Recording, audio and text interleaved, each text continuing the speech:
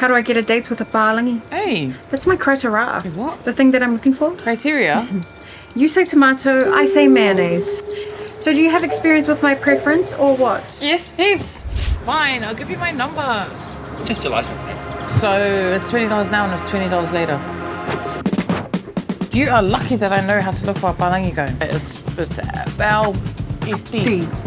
L stands for location. You want to go to where you're more of a minority. Stand out. Be a chocolate chip and a bowl of milk. Okay. You know those parks next to those houses with the automatic gates? Yes. Sunset. Sunset. This is when palagis are chillers because they're on a coffee come down. How do you know this? I've researched. And D. Distress. Distress. Damsel in distress. White guys love fixing the world. You should be a damsel in distress. He can be the white knight. Yeah. What's this for? The guy you're after is attracted to technology, especially if he can show you how to use it. Now let's go spread your mayonnaise.